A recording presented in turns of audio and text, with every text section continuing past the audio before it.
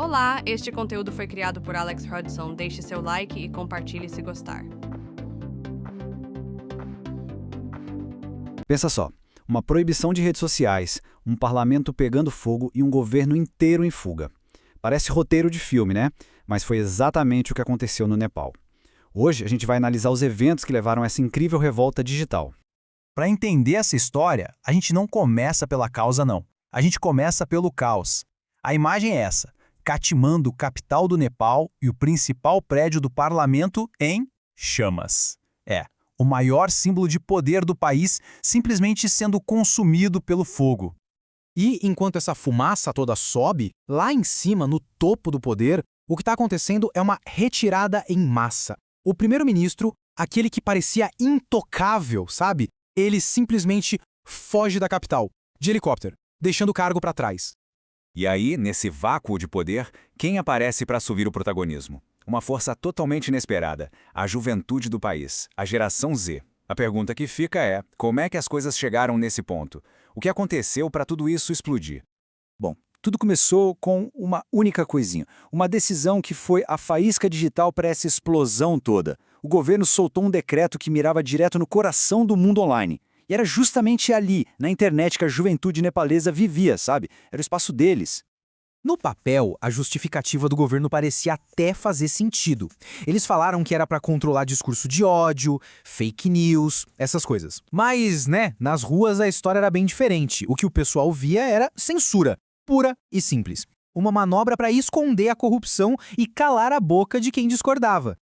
E o efeito disso foi, imediato. E não era só sobre perder o entretenimento, não. A proibição afetou a vida real das pessoas. Cortou a renda de pequenos comerciantes que dependiam das redes para vender. Bloqueou acesso a notícias independentes e, o mais importante, tirou da mão dos jovens a principal ferramenta que eles tinham para se organizar. Só que essa proibição digital foi só a faísca, o estopim. O combustível para esse incêndio todo, que era a raiva do povo, já estava ali, se acumulando há anos. Era um barril de pólvora esperando para explodir. O cenário era esse, um país cansado. Cansado de anos e anos de corrupção que parecia não ter fim. Escândalos pipocando, tipo contratos falsos de compra de avião, e ao mesmo tempo um abismo que só aumentava entre a elite política, que vivia numa bolha, e o cidadão comum. E claro, uma hora essa frustração toda transborda. E foi o que aconteceu. As ruas viraram palco de confrontos bem violentos. E isso teve um custo humano, um custo muito alto. 19 pessoas morreram nos protestos. 19. Esse número acabou transformando a revolta em luto também. E se tinha uma coisa que simbolizava perfeitamente essa desconexão toda, era um grupo que ficou conhecido como Nepali Kids. Pensa só, eram os filhos da elite política. E o que eles faziam? Ostentavam carros de luxo, viagens caríssimas, justamente nas redes sociais que o governo deles estava proibindo para o resto da população. O contraste era gritante. Então, a gente tem esse cenário todo super volátil, e aí que entra em cena um grupo que muita gente subestimava, que era visto como alienado, desconectado, a geração Z. Pois é, esses jovens, muitas vezes taxados de alienados, mostraram uma capacidade de mobilização que deixou todo mundo de queixo caído. Eles foram um fator decisivo. Pegaram toda aquela frustração que estava borbulhando e, pá! Transformaram num movimento gigante. E eles tinham as ferramentas certas para essa briga. Primeiro, eles nasceram num Nepal democrático, então a ideia de retrocesso era inaceitável para eles. Segundo, são nativos digitais, Então sabiam exatamente como burlar os bloqueios e usar a internet como arma.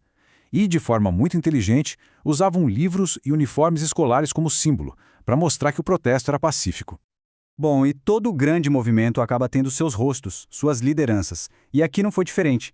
Duas figuras apareceram e conseguiram pegar toda aquela raiva da geração mais nova e transformar em pedidos claros e diretos. Presta atenção nessa frase. Nossa primeira exigência é que essas demandas não são negociáveis. Foi com essa frase forte que Sudan Gurungu, um ativista de 36 anos, basicamente deu o tom do movimento todo. Ele virou uma das peças centrais na organização dos protestos. E a história dele é muito forte. Ele já tinha um histórico com ajuda humanitária, uma experiência pessoal bem pesada, ele perdeu o filho num terremoto, e foi justamente essa vivência, essa habilidade de organizar as coisas em meio ao caos, que deu a ele a capacidade de liderar a logística de uma revolta popular. Aí vem a segunda voz importante, com um discurso bem poético e poderoso. Nós somos o fogo que queimará a escuridão. Nós somos a tempestade que varrerá a injustiça. Esse é Avishek Raut, um líder estudantil que, com seus discursos cheios de paixão, conseguiu botar ainda mais fogo na juventude. E o mais curioso é que essa frase nem era nova, era de um vídeo antigo dele, de anos atrás. Mas alguém achou, o vídeo ressurgiu, viralizou e pronto, virou o hino dos manifestantes. Capturou perfeitamente o que todo mundo estava sentindo naquele momento. E o sucesso desse movimento foi uma coisa absurda, de tão rápido e avassalador. Em pouquíssimo tempo, o cenário político do Nepal mudou completamente. E o que ficou para trás foi um futuro cheio de perguntas, bem incerto. A cronologia do colapso é impressionante. Pensa na velocidade. Num dia os protestos explodem. No outro, o parlamento está em chamas.